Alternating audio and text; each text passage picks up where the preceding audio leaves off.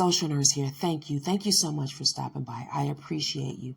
I really do. Listen, off the bat, my condolences to the family of deceased Stephanie Brinson, also known as Stephanie Dowell. She leaves behind children and grandchildren. The 62-year-old woman is no longer on this earth. My understanding, she was someone with a great personality from what I read. I'm sure her family loves her. 62-year-old hairstylist, small business owner.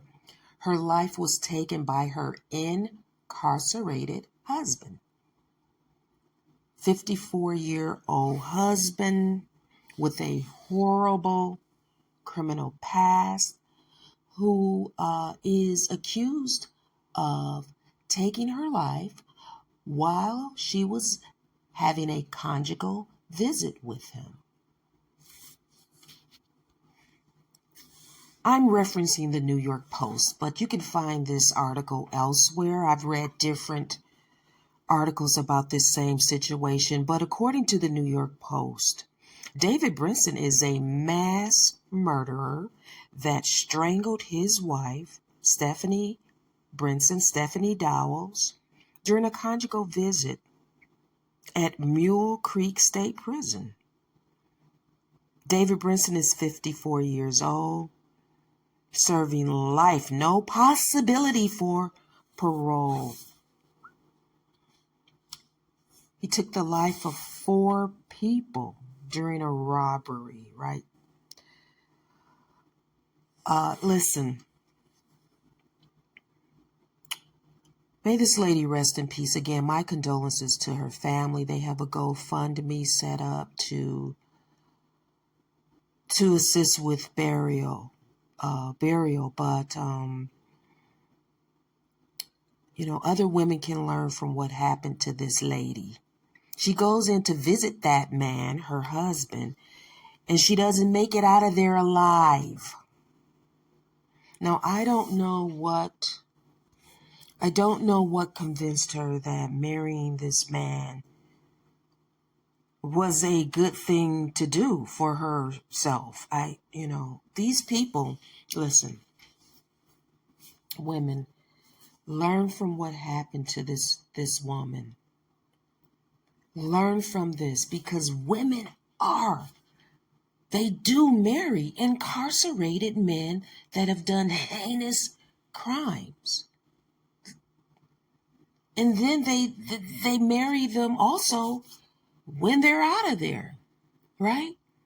This man clearly has a ugly past, and I'm not sure if Miss Stephanie Brinson Dowells investigated how horrible this man is, but according to her family, he was in some sort of classes in the prison, and she was pushing him to become a better person. She read the Bible with him there, and they are wondering, how was their mother left alone with this man? Well, I suppose if you're on a conjugal visit, you'll be left alone with that person. This man is being accused of strangling her. And of course, absolutely, I believe that he did this. This is really awful.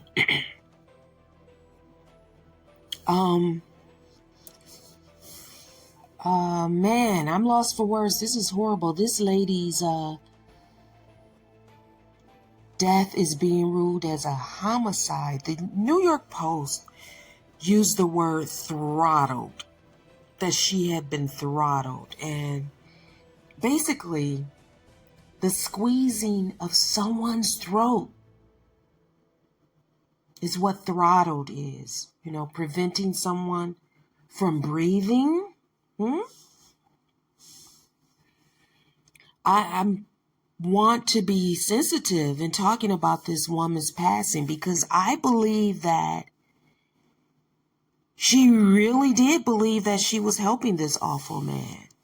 I believe that she believed that, right? And this is kind of where the problem is for some women, because they are women that will believe that it is their place to change and build grown men. And it's hard enough to, do that with someone that's not incarcerated. Listen, ladies,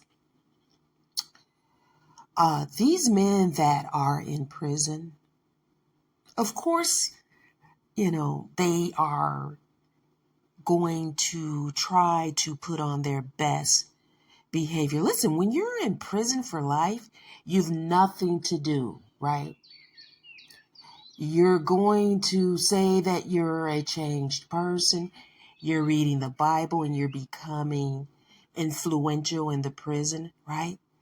That's because those walls typically won't let you be your awful self against society.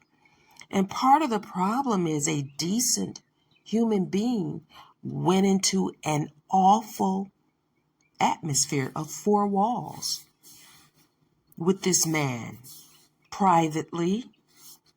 It's awful.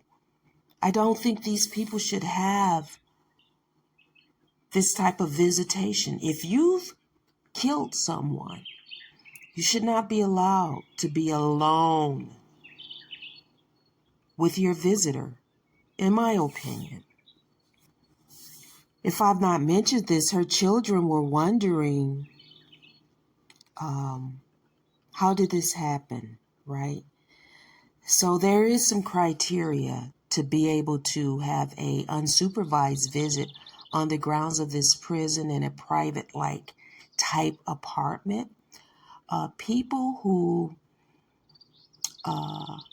are convicted of sex crimes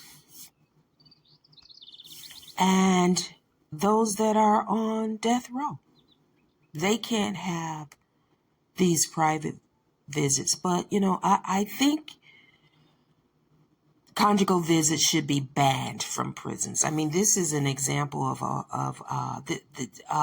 why these type of visits should be banned. And I know that there are people that advocate for prisoners out there, right? To have certain rights. But I really do think that this is one of the reasons why these people can't be left alone. If you're going to have conjugal visits, this could happen to you. And ladies out there, just really think hard about this. There are women that some of these prisoners, listen, I know someone that worked in a prison, and some of these men have multiple girlfriends on the outside. Why? What is wrong, ladies? Don't do this. Rest in peace, Miss Stephanie Brinson Dowles, social nurse.